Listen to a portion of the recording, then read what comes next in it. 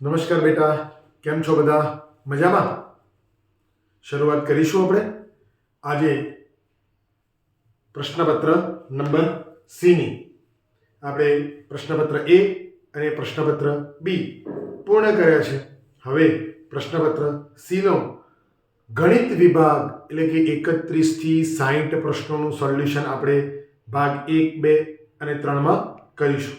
તો આજનો પ્રથમ ભાગ નંબર 1 છે, જેની શરૂઆત કરતા પહેલા ફરી એકવાર તમને યાદ કરાવી દઉં, જે બાળકો જે બેટા તમે અત્યારે વિડીયો જોઈ રહ્યા છો, અગાઉના પ્રશ્નપત્રો અને વધુ સારા બીજા વિડીયો મેળવવા માટે ચેનલને સબસ્ક્રાઇબ કરજો, લાઈક કરજો અને શેર કરજો.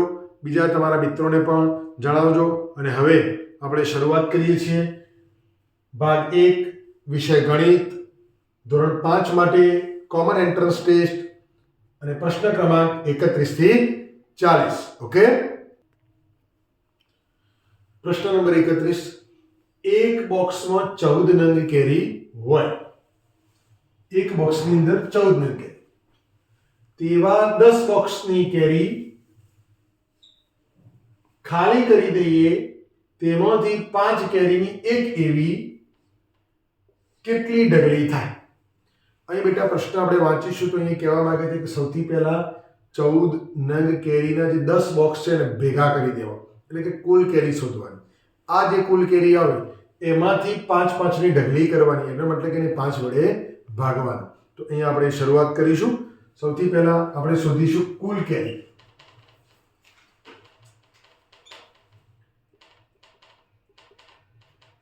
એક બોક્સની કેરી ગુણ્યા બોક્સ.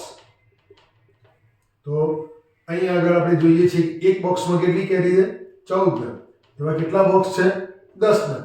તો 140 કેરી થાય. આપણને એક જવાબ મળે. આ 140 કેરીને આપણે એમાંથી 5 ના ભાગ પાડવાના, એનો મતલબ કે ભાગાકાર. તો ભાગ પાડવાના તો કેટલા બોક્સ થશે? કેટલા બોક્સ અથવા કેટલી ઢગલી? આપણે ચલો એને એમ લખીએ, કેટલી ઢગલી એવો શબ્દ વાપરીએ જેથી આપણને વધુ સારો ખ્યાલ આવે. કેટલી ઢગલી. તો કુલ કેરી ભાગ્યા 5 કેરી. 5 કેરીનું બોક્સ, એટલે કે આપણે બોક્સ ગણો કે ઢગલી ગણો એને. તો અને કૌંસમાં ઢગલી પણ લખીશું એટલે કે આપણને ખ્યાલ આવી જાય. કુલ કેરી છે 140 ભાગ્યા 5. તો બાજુમાં અહીંયા ભાગાકાર કરી દઈએ આપણે. 140 ભાગ્યા 5. તો 5 દુ 10, 14 માંથી 10 જાય કે 4, ઉપરથી ઉતારીશું 40, 5 8 40, ફિનિશ. જવાબ આવ્યો આપણો 28. તો 28 ઢગલી થાય. આ આપણો એક જવાબ, જે આપણને કયા ઓપ્શનમાં મળી જાય? તો ઓપ્શન નંબર સી ની અંદર મળે છે. પ્રશ્ન નંબર 32. અહીં જોશો તો બેટા તમને એમ લાગશે કે કેવડો મોટો પ્રશ્ન, પરંતુ ના, બિલકુલ સહેલો પ્રશ્ન. મોહનનું ખાલી ટ્રેક્ટર સામાન્ય રીતે કલાકના 20 કિલોમીટરની ઝડપે ચાલે છે. ખાલી ટ્રેક્ટર તો 20 કિલોમીટર ચાલે છે, પરંતુ હવે પછીના પ્રશ્નો ધ્યાનમાં લેવાનું. તેનું ટ્રેક્ટર પૂરેપૂરું ભરેલું હોય તો તેની ઝડપમાં કલાકના 5 કિલોમીટરનો ઘટાડો થાય છે. એટલે કે પહેલા 20 કિલોમીટર કલાકનું ચાલતું હતું, હવે 5 કિલોમીટર ઘટી ગયા તો કેટલું ચાલશે? 15 કિલોમીટર. ઓકે, તો મોહનને આ ટ્રેક્ટર ઈંટોથી પૂરેપૂરું ભરીને, જો અહીં ઈંટોથી પૂરેપૂરું ભરી કાઢ્યું, ભરીને 30 કિલોમીટર અંતર કાપતા કેટલો સમય લાગે? જો હોશિયાર બાળકો હોય તો તરત જવાબ આપી દેશે. 15 કિલોમીટરનો 1 કલાક, તો 30 કિલોમીટરના 2 કલાક. ફળથી અહીંયા જવાબ મળી જશે કે 2 કલાક ક્યાં છે? તો 120 મિનિટમાં. પરંતુ આપણે એને થોડીક ગણતરીમાં કરીશું, એટલે થોડુંક સમજ આપણને વધુ સારી રીતે પડે. તો સૌથી પહેલો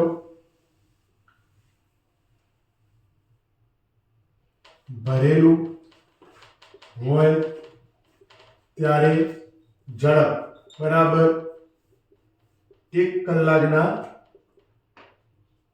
15 કિલોમીટર. ઓકે, આ આપણે મળી ગયું. તો હવે આ 15 કિલોમીટર ક્યાંથી આવ્યા? તો 20 ઓછા 5 ઘટાડો કરીએ એ રીતે, તો એ 15 કિલોમીટર.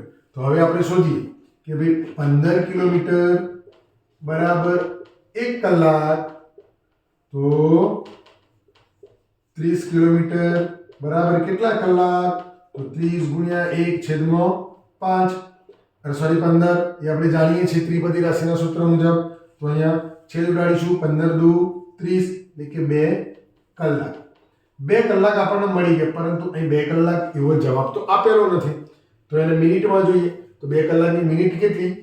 તો 2 ગુણ્યા 60 મિનિટ 1 કલાકની, એટલે કે 120 મિનિટ. આ આપણો જવાબ. 1 કલાકની 60 મિનિટ, તો 2 કલાકની કેટલી? તો 120 મિનિટ. તો 120 મિનિટ જવાબ આપણને શેમાં મળે છે? વિકલ્પ નંબર એ માં. પ્રશ્ન નંબર 33, 100 લાખ એટલે કેટલા? એકદમ સહેલો પ્રશ્ન. 100 લાખ. તો આપણને જ્યારે સ્થાનની ખબર હોય અને એની કિંમતની ખબર હોય, એટલે કે એકમ, દશક, સો, હજાર, 10,000, લાખ, 10 લાખ, કરોડ, ત્યાં સુધીની આપણને ખબર હોય, તો આ પ્રશ્ન આપણે બિલકુલ ઇઝીલી પૂર્ણ કરી શકીએ છીએ. તો અહીંયા વાત કરીએ, સૌથી પહેલા બે ભાગ પાડીને તમને સમજાવું, 100 અને લાખ. તો સૌથી પહેલા તો જો 100 લખું છું અને એના બાજુમાં 1 લાખ લખું છું. ઘણા છોકરાઓ ઉતાવળ કરે તો તરત એને જવાબ મળી જાય કે જવાબ નંબર સી. પરંતુ જ્યારે આ બંનેનો 100 લાખ, તો 100 લાખની અંદર વચ્ચે એમ કહીએ તો આ મલ્ટીપ્લાયરની નિશાની કે ગુણાકાર કહેવાય. જો ગુણાકાર થાય તો બે એક એકના જગ્યાએ એક એકા એકા અને બાકીની શૂન્ય એમના એમ, એટલે કે 1 2 પછી 1 2 3 4 ને 5. તો 1 2 3 4 અને 5. હવે આના સ્થાન મૂકીશું. એકમ, દશક, 100, હજાર, 10,000, લાખ, 10 લાખ. તો અહીં શું આવ્યું? તો જો એકમ, દશક, 100, હજાર, 10,000, લાખ, 10 લાખ અને છેલ્લે કોણ આવ્યું ભાઈ? કરોડ. તો કરોડ પણ કેટલા? તો 1 કરોડ. તો 1 કરોડ જવાબ આપણને આમાંથી શેમાં મળી ગયા? એ બી સી કે ડી ની અંદર. તો આપણો જવાબ મળે છે ડી ની અંદર. ઓકે. પ્રશ્ન નંબર 34, સરોજબેન દરરોજ 30 રૂપિયાની બચત કરે છે. મે મહિનામાં સરોજબેન દ્વારા કુલ કેટલા રૂપિયાની બચત થાય? ક્લુ વર્ડ્સ કયા? તો દરરોજ 30 રૂપિયા, અને મે મહિનાની અંદર વાત કરીએ કુલ કેટલા રૂપિયા ભેગા થાય? આવો પ્રશ્ન આપણે ધોરણ 5માં ગુણાકાર અને ભાગાકારની રીત ચેપ્ટરની અંદર શીખી ગયા છીએ. તેમ છતાં આજે આપણે ફરીવાર અહીંયા જોઈએ કે કેવી રીતે થાય. તો કુલ કેટલા રૂપિયા બરાબર દરરોજની બચત ગુણ્યા મે માસના દિવસ.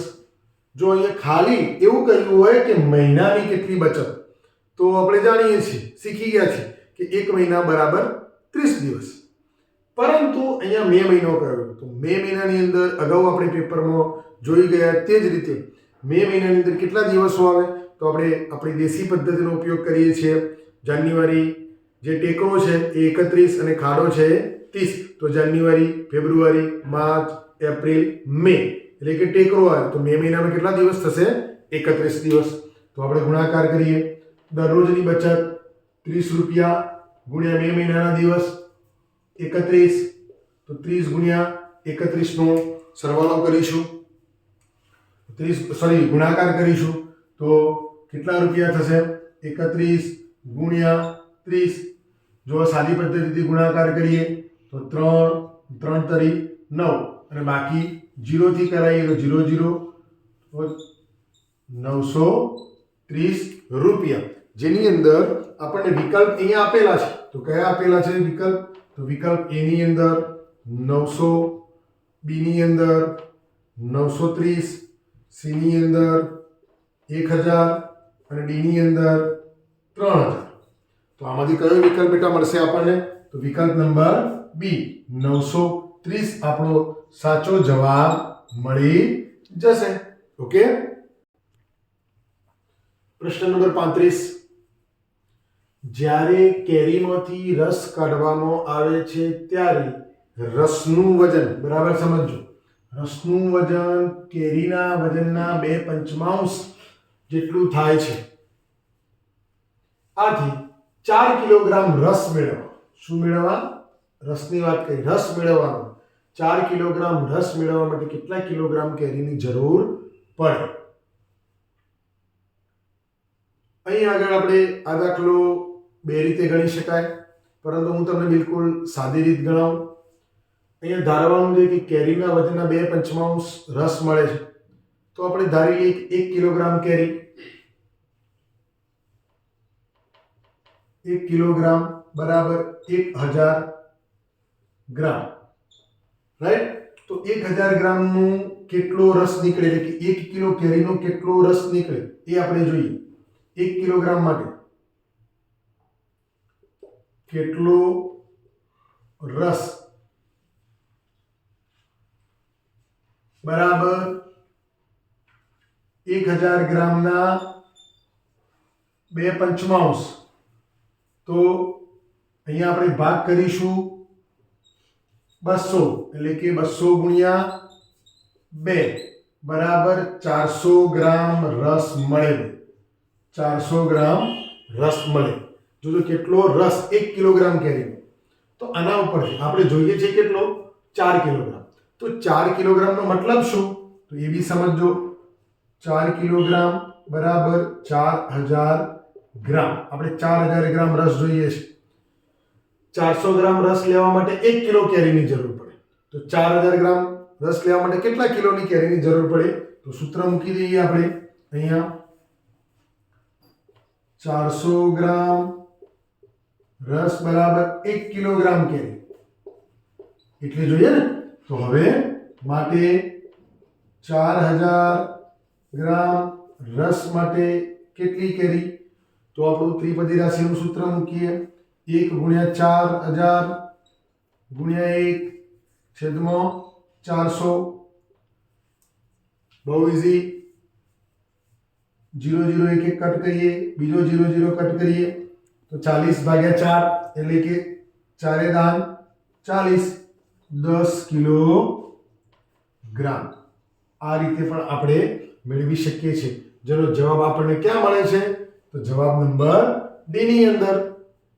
પછી બરાબર આ જ દાખલો હું તમને બીજી એક રીતથી શીખવાડું છું, કે બરાબર ધ્યાનથી હવે જોજો.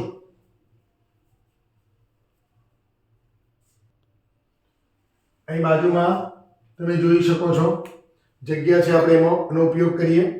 તો અહીં એવું કહે છે કે ભાઈ કેરીના વજનના 2/5 ભાગ, એટલે કે 2/5 ભાગ આપણે ધારી 1 કિલોગ્રામ કેરી હોય તેના 2/5 ભાગ, એવું ધારી લેવાનું. 1 કિલોગ્રામ કેરીના 2/5 ભાગ, એટલે કે અહીંયા હું લખું છું, ધારો કે 1 કિલોગ્રામ કેરીના 2/5 ભાગ રસ છે. તો એનું ઉલટું કરીએ. આપણે જોઈએ છે 4 કિલોગ્રામ. જો 2/5 ભાગ જોઈતો હોય તો 1 કિલોગ્રામ કેરી થાય. તો અહીંયા લખું છું 2/5 ભાગે 1 કિલોગ્રામ, તો 4 કિલોગ્રામ માટે કેટલા કિલોગ્રામ કેરી જોઈશે? તો અહીંયા જોઈએ તો 4 ગુણ્યા 1 છેદમાં 2/5. હવે 2/5 જ્યારે રિવર્સમાં જશે, એટલે કે ગુણાકાર વેશ જે આપણે વારંવાર શીખી ચૂક્યા છીએ અગાઉ, તો ઉલટું થઈ જશે 5/2. તો એકદમ સરળ બની ગયો. 5 4 દૂ એટલે કે 5 દૂ 10, 10 કિલોગ્રામ. આ રીતે પણ આપણે મેળવી શકીએ છીએ, એટલે કે બંને રીતે આપણે દાખલાનો જવાબ મેળવી શકાય. ઓકે.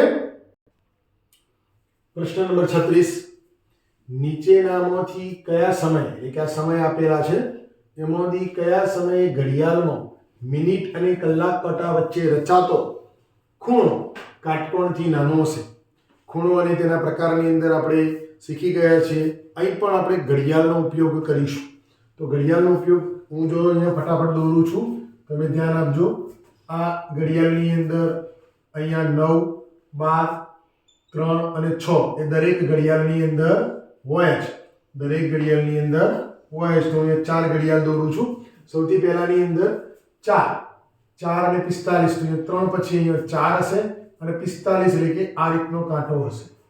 બરાબર, આ સિચ્યુએશન હશે. તો આ બંને વચ્ચે રચાતો ખૂણો કેવો છે?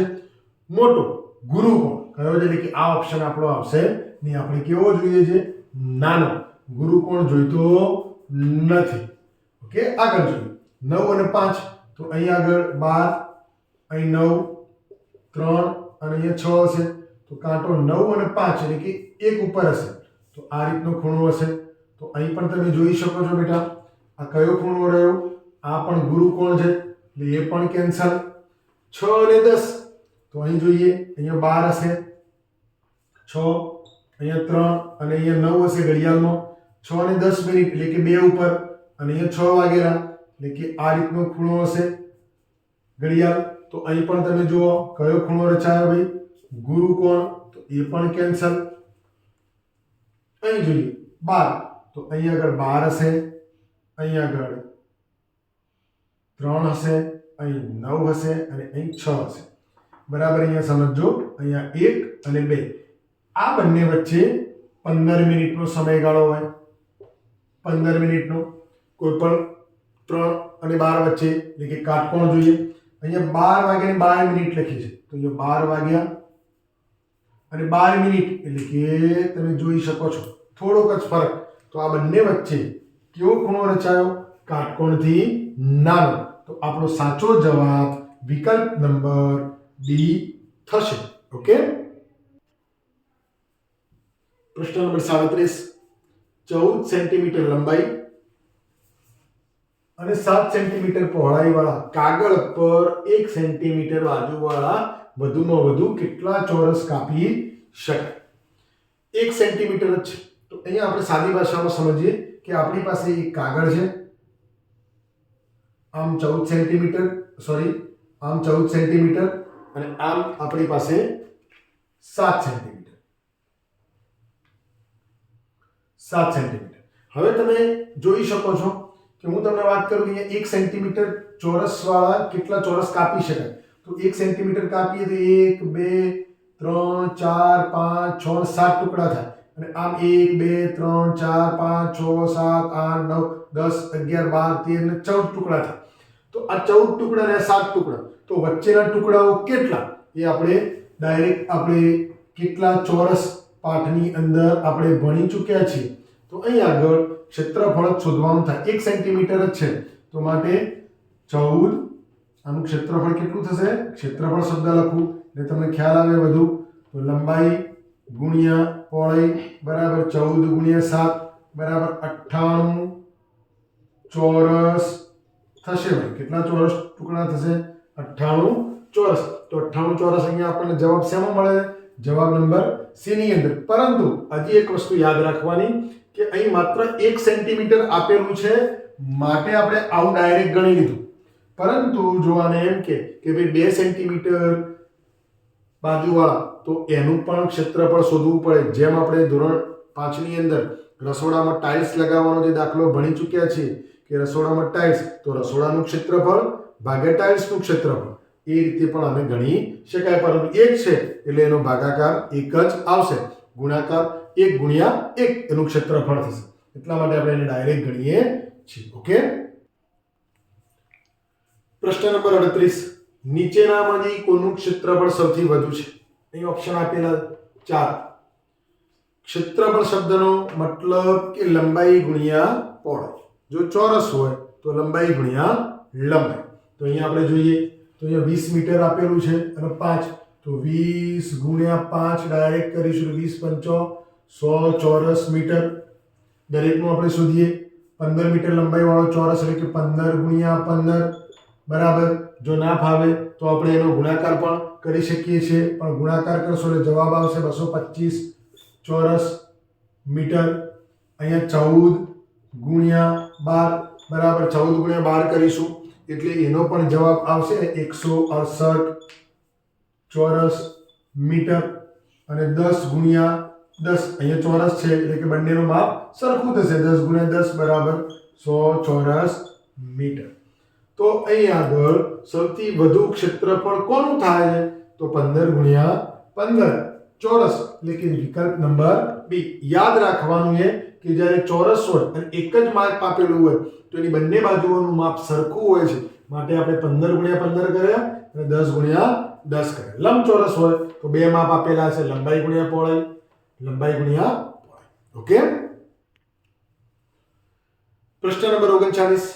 એવી નાનામાં નાની સંખ્યા શોધો જેને 15 વડે ભાગતા શેષ 5 વધે અને 20 વડે ભાગતા પણ શેષ 5 જ વધે. એવી કેવી સંખ્યા શોધવાની છે પાછી ભાઈ? નાનામાં નાની. તો 15 વડે આપણા જોડે આટલી સંખ્યાઓ આપેલી હોય ત્યારે આપણે જોવાનું કે આને 20 બંને વડે ભાગી શકાય એવું જોઈએ. તો અહીં જુઓ તમે 35 ને 15 વડે ભાગીએ એટલે કે 15 દુ 30, શેષ 5 વધશે, પરંતુ 20 વડે ભાગાકાર થશે ના આવે, તો માટે આ જવાબ કેન્સલ. 45 એનો ભાગાકાર કરવાનો તો 15 તરી 45, તો આમાં શેષ જ વધતું નથી, કોઈ વધતું નથી. જો યાદ રાખજો, હું અહીંયા ભાગાકાર પણ તમને કરીને એક એક ના બતાવું.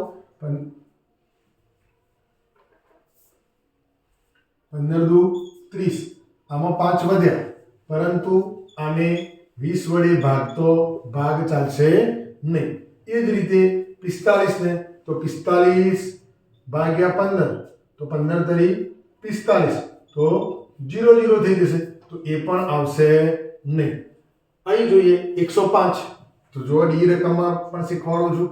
105 તો 15 સીતા 105, તો આ પણ ભાઈ ચાલશે નહીં. કેમ? કારણ કે એની શેષ વધતી નથી. તો કોણ બાકી રહ્યું?